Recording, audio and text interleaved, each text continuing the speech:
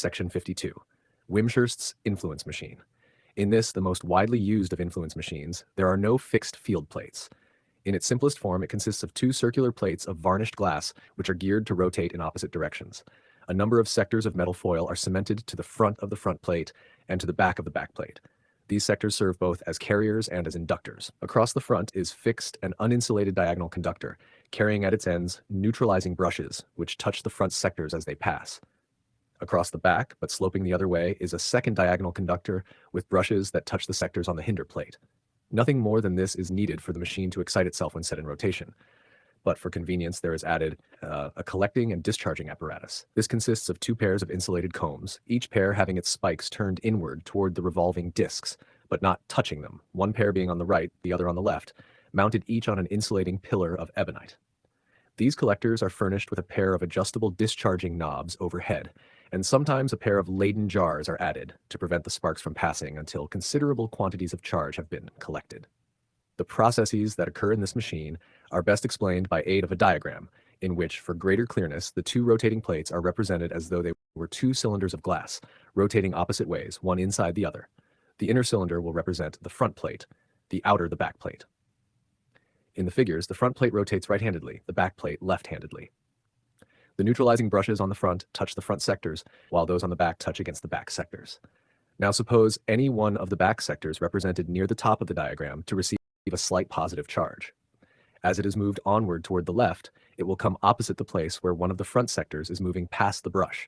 The result will be that the sector so touched while under influence will acquire a slight negative charge, which it will carry onwards toward the right. When this negatively charged front sector arrives at a point opposite a sector on the back plate which is being touched by the rear brush, hence this back sector will in turn acquire a positive charge, which it will carry over to the left. In this way, all the sectors will become more and more highly charged, the front sectors carrying over negative charges from left to right, and the back sectors carrying over positive charges from right to left. At the lower half of the diagram, a similar but inverse set of operations will be taking place.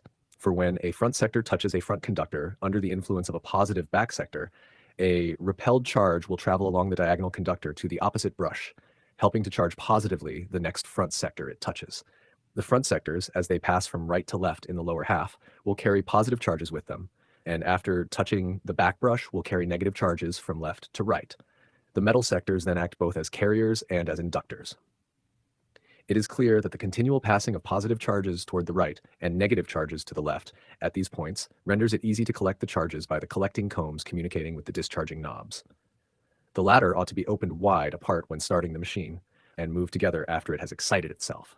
In larger Whimshurst influence machines, 2, 3, or more pairs of oppositely rotating plates are mounted within a glass case to keep out the dust. If the neutralizing brushes are given good metallic contact, these machines are self-starting in all weathers. Machines with only 6 or 8 sectors on each plate give longer sparks, but less frequently than those that have a greater number. Mr. Whimshurst designed many influence machines, from small ones with discs 2 inches across, up to that at South Kensington, which has plates 7 feet in diameter. Section 53. Holtz's influence machine. The Holtz machine, in its typical form, had the following peculiarities. There were no metal carriers upon the rotating plate, hence another mode of charging it had to be adopted in lieu of touching conductors while under influence, as will be seen. The field plates A and B were of varnished paper, or poor conductor, fastened upon the back of the fixed disc. In the fixed disc of glass on which the field plates were mounted, there were cut 2 windows or openings through which were projected from the field plates double-pointed paper tongues, which took the place of appropriating brushes. The discharging knobs were inserted in the neutralizing circuit which united 2 metal combs with pointed spikes situated in front of the rotating front disc, opposite the 2 field plates. There was no diagonal conductor. The figure is a view of the machine from behind. The machine was not self-exciting, but required to be excited by giving it a small initial charge. The action of the machine depends upon the circumstance that the surface of a non-conducting body such as glass can be electrified by letting off against it an electric wind from a point placed near it. The defects of the Holtz machine were that it was so sensitive to damp weather as to be unreliable, that it was apt suddenly to reverse its charges, and that the electric winds by which it operated could not be produced without a sufficient great initial charge. Holtz constructed many forms of machine, including one with 32 plates, besides machines of a second kind having 2 glass plates rotating in opposite directions. Section 54. Experiments with influence machines. Every kind of influence machine is reversible in its action. That is to say, that if a continuous supply of the two electricities furnished by another machine be communicated to the carriers, the movable plate will thereby be set in rotation and, if allowed to run quite freely, will run as a motor, turning in the opposite direction to that in which it would have to be turned in order to make it work as a generator. Righi showed that a Holtz machine can yield a continuous current like a voltaic battery, the strength of the current being nearly proportional to the velocity of rotation. It was found that the electromotive force of a machine was equal to that of 52,000 Daniell cells, or nearly 53,000 volts, at all speeds. The resistance, when the machine made 120 revolutions per minute, was 2,810 million ohms, but only 646 million ohms when making 450 revolutions per minute. The experiments described earlier, and indeed all those usually made with the old frictional machines, including the charging of Leyden jars, can be performed by the aid of influence machines. In some cases, it is well to connect one of the two discharging knobs to the earth by a wire or chain, and to take the discharge from the other knob. To illuminate small vacuum tubes, they may be connected by platinum or phosphor-covered wires to the two discharging knobs. Section 55. Dispersal of fog. The electric discharge from a point possesses the curious property of collecting dust or fumes from the air. This is readily shown by connecting the knob of an influence machine by a wire to a sharp-pointed needle, which is introduced into a bell jar of glass. The latter jar is filled with fumes by burning inside it a bit of magnesium or even of brown paper. Then, on turning the handle of the influence machine, the fumes are at once deposited and the air left clear. Sir Oliver Lodge has proposed this as a method of clearing away fogs. Lesson 6. The Leyden jar and other condensers. Section 56. Action across a dielectric. It was shown in previous lessons that the opposite charges of electricity attract one another, that electricity cannot flow through glass, and that yet electricity can act across glass by influence. Two suspended pith balls, one electrified positively and the other negatively, will attract one another across the intervening air. If a plate of glass be put between them, they will still attract one another, though neither they themselves nor the electric charges on them can pass through the glass. If a pith ball electrified with a negative charge be hung inside a dry glass bottle and a rubbed glass rod be held outside, the pith ball will rush to the side of the bottle nearest to the rod, being attracted by the positive charge thus brought near it. If a pane of glass be taken and a piece of tinfoil be pasted upon the middle of each face of the pane, and one piece of tinfoil be charged positively and the other negatively, the two charges will attract one another across the glass, but will no longer be found to be free. If the pane is then placed upon an insulated stand on a dry table, it will be found that hardly any electricity can be got directly from the outer piece of tinfoil, for the charges are bound, so to speak, by each other's attractions. Each charge is inducing the other. In fact, it will be found that the two pieces of tinfoil may be, in this manner, charged a great deal more strongly than either of them could be if they were insulated on glass plates alone, and each electrified. In other words, the capacity of a conductor is greatly increased when it is placed close to a conductor electrified with the opposite kind of charge. If its capacity is increased, a greater quantity of electricity may be put into it before it is charged to an equal degree of potential. Hence, such an arrangement for holding a large quantity of electrification may be called a condenser of electricity. Condensers. Next, suppose that we have two brass discs A and B set upon insulating stems, and that a glass plate is placed between them. Let B be connected by a wire to the knob of an electrical machine, and let A be joined by a wire to earth. The positive charge upon B will act inductively across the glass plate on A and will draw electrons out of the earth, making the nearest face of A negatively electrified. This negative charge on A will attract the positive charge of B to the side nearest the glass, and thus a fresh charge of electricity will come from the machine. In this way, the arrangement will become a condenser.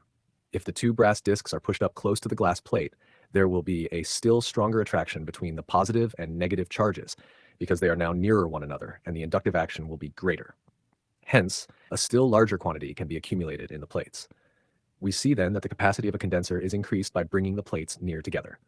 If now, while the discs are strongly charged, the wires are removed and the discs are drawn backwards from one another, the two charges will not hold one another bound so strongly, and there will be more free electrification seen before the pithball electroscopes.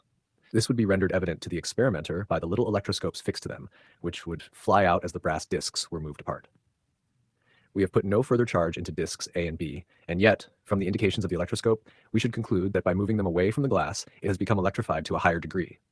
The fact is that while the conductor B was near, the charge of A, the capacity of B, was greatly increased, but on moving it away from A, its capacity has diminished, and hence the same quantity of electricity now electrifies it to a higher degree than before.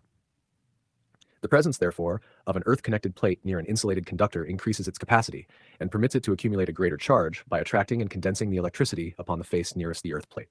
the surface density on this face being thereby very great. Hence the appropriateness of the term condenser as applied to the arrangement. It was formerly also called an accumulator, but the term accumulator is now reserved for the special kind of battery for storing the energy of electric currents. The stratum of air between the two disks will suffice to insulate the two charges one from the other. The brass disks, thus separated by a stratum of air,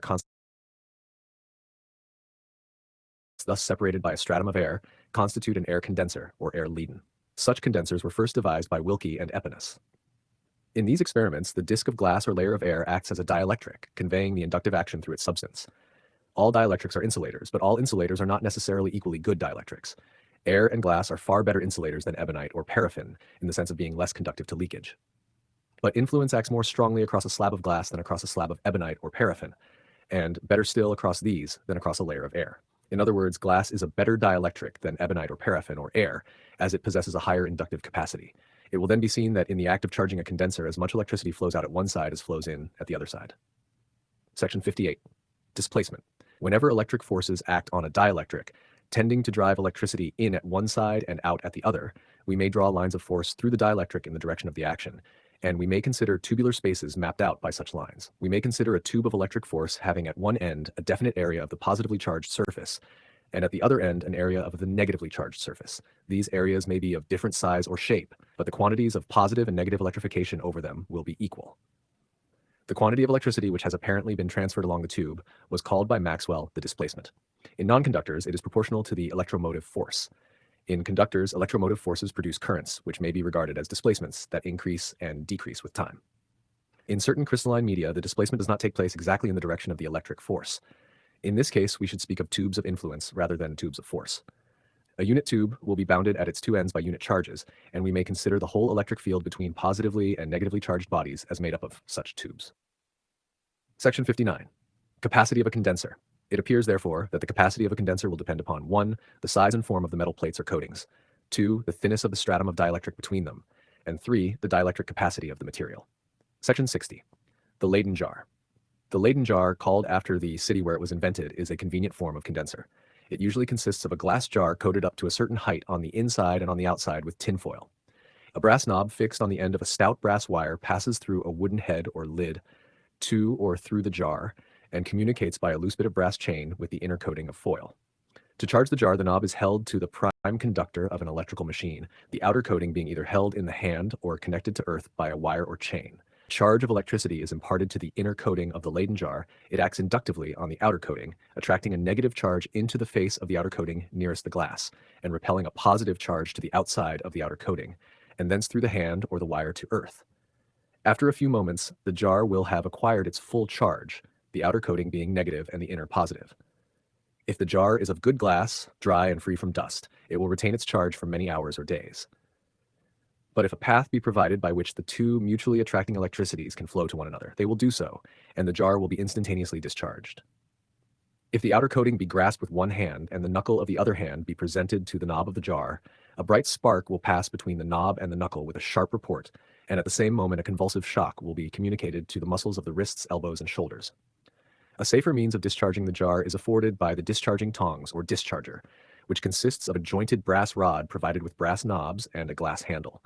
One knob is laid against the outer coating, the other is brought near the knob of the jar, and a bright snap spark leaping from knob to knob announces that the two accumulated charges have flowed together, completing the discharge. Sometimes a jar discharges itself by a spark creeping over the top edge of the jar. Often, when a jar is well charged, a hissing sound is heard, and partial discharges creep over the edge. They can be seen in the dark as pale phosphorescent streams. Of the Leyden jar.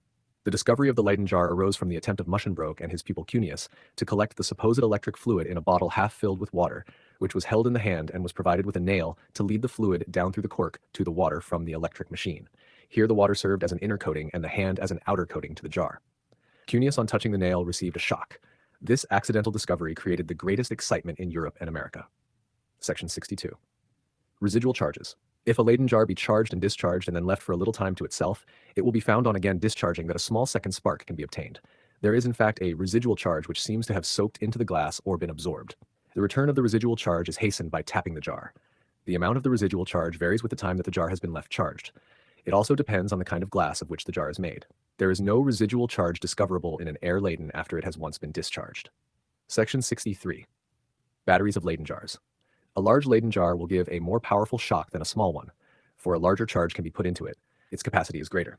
If it is desired to accumulate a very great charge of electricity, a number of jars must be employed, all their inner coatings being connected together, and all their outer coatings being united. This arrangement is called a battery of Leyden jars, or Leyden battery.